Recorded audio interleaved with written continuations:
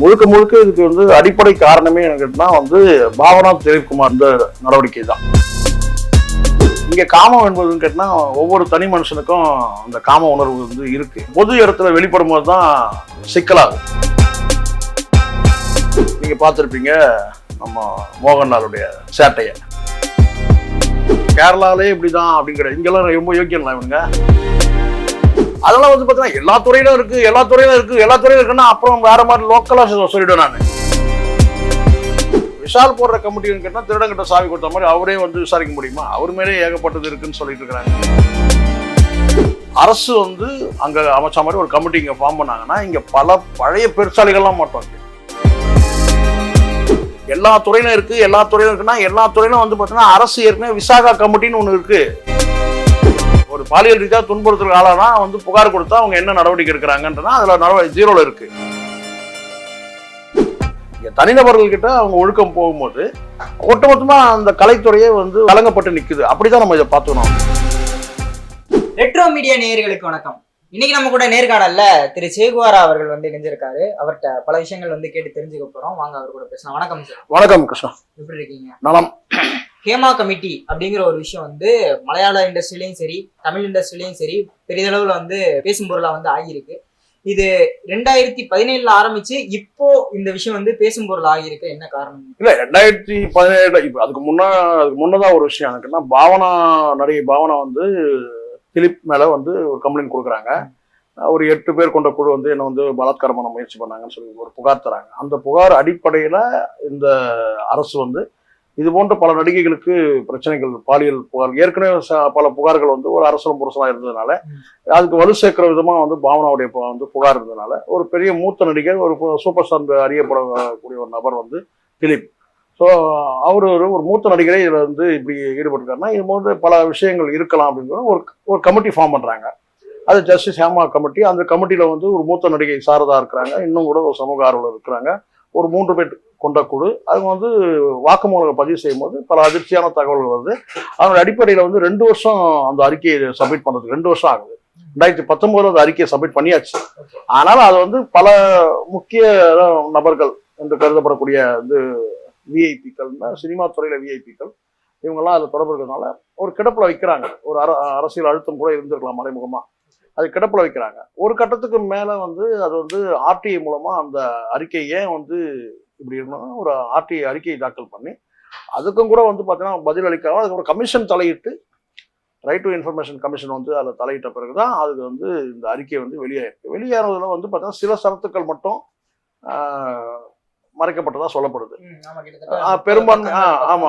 பெரும்பான்மையா வந்து செய்திகள் வந்து வெளியே வந்துருச்சு. இதன் தொடர்ச்சியா தான் வந்து அடுத்தடுத்த நிகழ்வுகள் நடந்துட்டு இருக்கு. ஸோ இத முழுக்க இதுக்கு வந்து அடிப்படை காரணமே எனக்குன்னா வந்து பாவனா திலீப்குமார் அந்த திலீப்போட அந்த நடவடிக்கை தான். சமீப காலங்கள்ல மலையாள இண்டஸ்ட்ரி வந்து எல்லாராலும் கொண்டாடப்பட்டது. நல்ல நல்ல படங்கள் வருது, எல்லாரும் அவங்கள பார்த்து கத்துக்கணும் அப்படின்னு கொண்டாடப்பட்டு இருந்த இந்த நிலையில இது ஒரு மிகப்பெரிய ஒரு பின்னடைவா இருக்கு. இதை பத்தி நீங்க என்ன நினைக்கிறீங்க? இல்ல, இது நார்மல் மற்ற சினிமாக்களையும் நீங்க வந்து கேரளா சினிமாவும் நீங்க பெரிய ஒரு ஆய்வுக்கு உட்படுத்தணும்னு நான் நினைக்கிறேன். என்னன்னு கேட்டீங்கன்னா எப்படின்னா இப்போ உதாரணத்துக்கு இங்கே வந்து ஆரம்பத்துல ஒரு growth இருக்கு. தமிழ் சினிமாவுக்கு இருக்கட்டும், மற்ற இந்தி சினிமாவுக்கு இருக்கட்டும், அல்லது வந்து தெலுங்கு சினிமாவுக்கு கூட பார்த்தீங்கன்னா வந்து பெரிய என்ன சொல்லு கேட்டீங்கன்னா ஒரு ஆழமான வந்து வரலாறு இருக்குன்னு கூட சொல்ல முடியும். ஏன்னா இப்ப தியாகராஜ பாகவதர் வந்து ஒரு சூப்பர் ஸ்டாரு. அது மாதிரி வந்து பார்த்தீங்கன்னா இங்க இருந்து இப்போ அடுத்த தலைமுறையில இருக்கக்கூடிய நடிகர்கள் வந்து ஒவ்வொருத்தரும் நான் சொல்லக்கூடியதுன்னு கேட்டீங்கன்னா வந்து எம்ஜிஆர் சிவாஜியாக இருக்கட்டும், அதுக்கு பிறகு வரக்கூடிய அனைத்து கமல், ரஜினி, இந்த இரட்டை அது மாதிரி ஒவ்வொரு மொழியிலையும் கூட உண்டு. ஆந்திராவிலையும் அந்த மாதிரி உண்டு. ஸோ வந்து பழைய நடிகர்கள் வந்து இருக்கிறாங்க. வந்து உங்களுக்கு தெரியும் இந்த கண்டசாலா இவங்கெல்லாம் சொல்லுவாங்க. அதுக்கு பிறகு வந்து வரக்கூடிய வந்து என்டி ராமராவ், நாகேஸ்வர ராவ், இந்த மாதிரியான வரலாறுகள் இருக்கு. அங்கே நீங்கள் ஹிந்தியில் எடுத்தீங்கன்னா ராஜ் கபூர், இந்த மாதிரி வந்து நீங்கள் நிறைய சொல்ல முடியும். பட் இங்கே வந்து கேட்டால் கேரளாவில் பிரேம்நசீர் இருந்தார். அதுக்கு பிறகு வந்து மது வந்தார். இருந்தாலும் கூட பார்த்தீங்கன்னா பெரிய growth வந்து கிடையாது மலையாள சினிமாவுக்கு வந்து பார்த்தீங்கன்னா. இப்போவும் கூட சொல்கிறேன் நான் கேட்டால் இங்கே வாங்கக்கூடிய சம்பளம்லாம் அங்கே கிடையாது. இங்கே வாங்குறாங்க இல்லையா 120 கோடி 150 கோடி எல்லாம் கிடையாது. அவங்க மொத்தமே மொத்தமே வந்து பார்த்தீங்கன்னா வந்து மொத்த சினிமா இண்டஸ்ட்ரியே வந்து பார்த்தீங்கன்னா ஒரு 500 கோடிக்குள்ளே தான் இருக்கும் மொத்தமே. ஸோ ஒரு சூப்பர் ஸ்டார் வாங்கக்கூடிய சம்பளம்லாம் வந்து பார்த்தீங்கன்னா 15 கோடி 20 கோடி 30 கோடி அவ்வளோதான் இருக்கும். ஸோ இங்கே வந்து பார்த்தீங்கன்னா வந்து growth அதிகம். இங்கே வந்து வளம் ஜாஸ்தி. இங்கே வந்து தியேட்டர்கள் அதிகம், அங்கே வந்து பார்த்தீங்க இன்னும் சொல்ல போனால் நீங்கள் அந்த என்ன சொல்ற அந்த கல்ச்சர் கூட பார்த்தீங்கன்னா இங்கே பொழுதுபோக்கு அம்சங்கள் அதிகம் இங்கே. அங்கே வந்து கேரளாவில் உங்களுக்கு வந்து அந்த அளவுக்கு பொழுதுபோக்கு கிடையாது. சினிமாவும் கூட பொழுதுபோக்காக பார்க்கக்கூடிய நபர்களும் அங்கே கிடையாது. அந்த மாதிரி ஆடியன்ஸ் ஒரு கட்டத்தில் வந்து பிரேம் நசீர், மது அவங்க காலத்துக்கு பிறகு ஒரு சின்ன ஒரு கேப் இருந்தது உண்மை.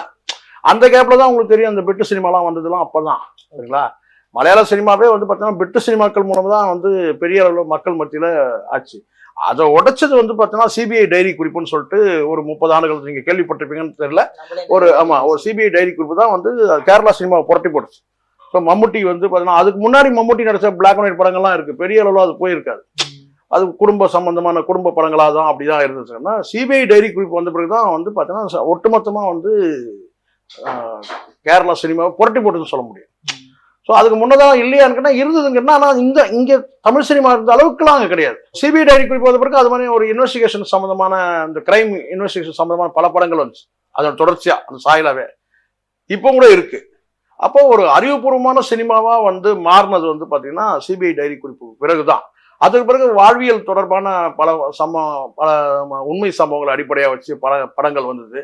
ஒரு உணர்வுபூர்வமான படங்கள் வந்து தராங்க. அப்போ இந்திய தரத்தில் நீங்கள் வந்து பார்த்தீங்கன்னா கேரளா சினிமா வந்து கொஞ்சம் தனித்துவம் வாய்ந்ததாக மாறுச்சு. உண்மை அது உண்மை.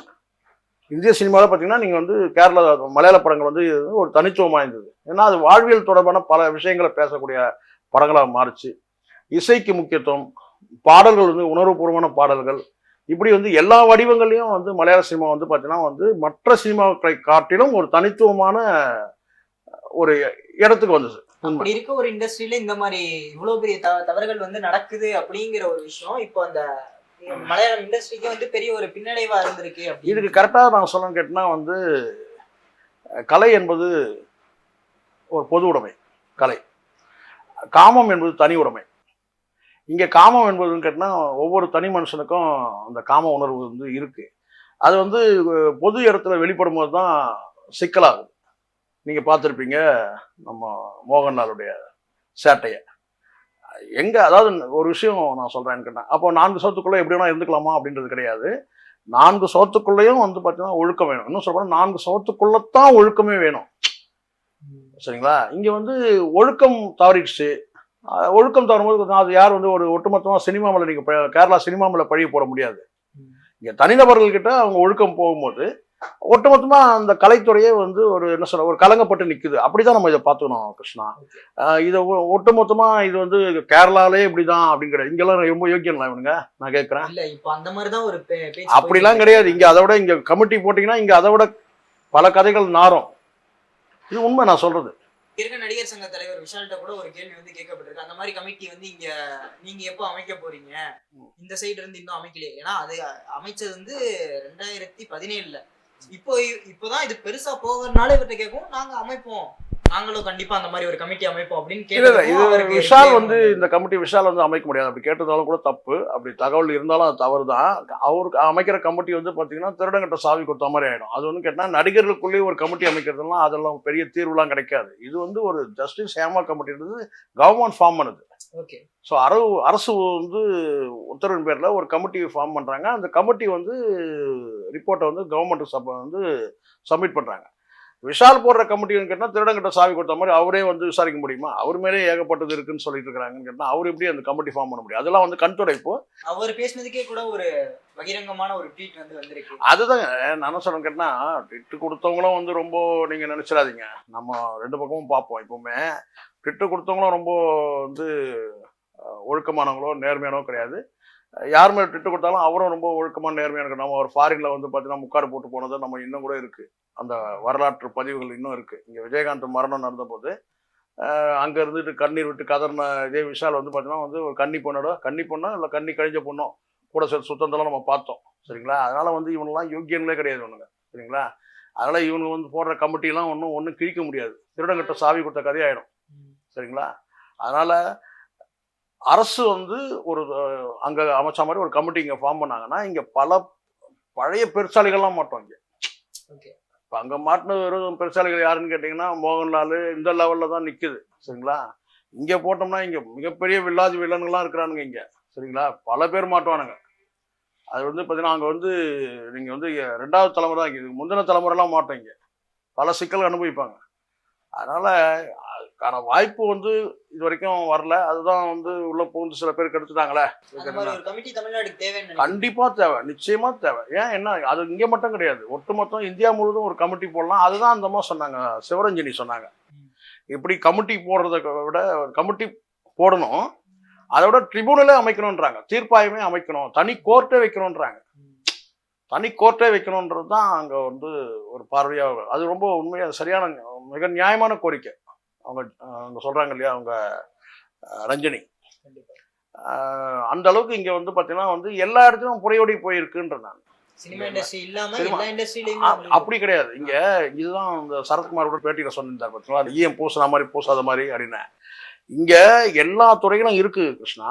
ஆனாலும் வந்து பார்த்தீங்கன்னா அது வந்து அந்தந்த துறைகள்ல வந்து தீர்க்கறதுக்கு அவன் அடிப்படை அறிவு இல்லாம பேசுறது. அதெல்லாம் எல்லா துறையிலும் இருக்கு, எல்லா துறையிலும் இருக்குன்னா எல்லா துறையிலும் வந்து பார்த்தீங்கன்னா அரசு ஏற்கனவே விசாகா கமிட்டின்னு ஒன்று இருக்கு. சரத்குமாருக்கு தெரியல, அது எங்க தெரிஞ்சிருக்கு போகுது. சரிங்களா சொல்றது, எம்பியா இருந்தாலும் தெரிஞ்சிருக்கணும், முன்னாள் எம்பி தானே இத்தனைக்கும். அதான் தெரியாமதான் ஈயம் பூசின மாதிரி பூசாத மாதிரி பேசுறது. எல்லா துறையிலும் இருக்கு, எல்லா துறையிலும் விசாகா கமிட்டின்னு ஒன்று இருக்கு. விசாகா கமிட்டினா தனியார் நிறுவனங்களோ அல்லது வந்து அரசு துறை நிறுவனங்கள்ல அந்த நிர்வாகமே சேர்ந்து ஒரு குழு அமைக்கும். இப்ப சொன்னா பாத்தீங்களா, ஒருத்தன் வந்து விஷால் சொன்னா பாருங்க, இது நாங்களே குழு அமைப்போம்னு சொல்லிட்டு. அது இயற்கையாவே வந்து பாத்தீங்கன்னா அரசு ஏற்கனவே ஒரு உத்தரவு, விசாகா கமிட்டின்னு பெண்கள் பாலியல் ரீதியாக சுரண்டல் ஏற்பட்டால் அவங்க புகார் தரலாம் அந்த கமிட்டியில. அந்த கமிட்டியில யார் பண்ண கேட்டா நிர்வாகத்தை சார்ந்தவங்க ஒரு 5 பேர் சேர்ந்து ஒரு குழு இருக்கும், அதுல பெண்களும் இருப்பாங்க. அவங்க விசாரணை பண்ணி அது வந்து துறை ரீதியான நடவடிக்கைக்கு அவங்க வந்து நடவடிக்கை எடுப்பாங்க. இது மாதிரி தனியார் நிறுவனங்களுக்கு பொருந்தும். ஆனால் சினிமாவில் அப்படி இல்லை, சினிமாவில் அப்படி இல்லை. ஒரு பாலியல் ரீதியாக துன்புறுத்தலுக்கு ஆளானா வந்து புகார் கொடுத்தா அவங்க என்ன நடவடிக்கை எடுக்கிறாங்கன்றனா அதுல ஜீரோல இருக்கு. அதுதான் அங்க முக்கியம். சரத்குமார் சொல்றது கேட்டீங்கன்னா எஸ்கேப் ஆகிறது சொல்றது என்னன்னு கேட்டீங்கன்னா எல்லா துறையிலும் எப்படி இருக்கு, எல்லா துறையிலும் அப்படி இருக்குது, காவல்துறையில எப்படி இருக்கு, காவல்துறையில இருக்கு, நடவடிக்கை எடுக்கப்பட்டிருக்குல்ல. ஒரு டிஜிபி வந்து பாத்தீங்கன்னா அவருடைய பப்ளிக் பிரைவேட் லைஃப் டோட்டலா முடிஞ்சிடுச்சு, பாத்தீங்களா இல்லையா? அவர் அப்போ வந்து பாத்தீங்கன்னா அங்க துணிச்சலா வந்து அவங்க புகார் கொடுக்குறாங்க. அந்த புகார்ல வந்து பாத்தீங்கன்னா அவங்க துறை சார்ந்தவங்களும் வந்து விசாரணை நடத்தியிருப்பாங்க, அதெல்லாம் நடந்திருக்கும். ஸோ விசாகா கமிட்டிக்கு அவங்க வந்து பாத்தீங்கன்னா அவங்க ரிப்போர்ட்டை சப்மிட் பண்ணிருக்கலாம். சரிங்களா? அதுக்கப்புறம் நீதிமன்றத்துக்கும் போயிடுச்சு வழக்கு. இப்போ நீதிமன்றத்துக்கு வழக்கு போயிட்ட பிறகு பாத்தீங்கன்னா விசாகா கமிட்டியோட ரிப்போர்ட் கூட தேவைப்படாம போயிருக்கலாம், ஆனா நடந்திருக்கும். அதெல்லாம் வந்து பாத்தீங்கன்னா எல்லா துறையிலும் இருக்கு, எல்லா துறையிலும் இருக்கு, எல்லா துறையிலும் இருக்குன்னா அப்புறம் வேற மாதிரி லோக்கலா சொல்லிவிடுவேன் நான். எல்லாரும் ஏதோ தின்றான்னு சொல்லிட்டு நம்ம தின்ற முடியுமா?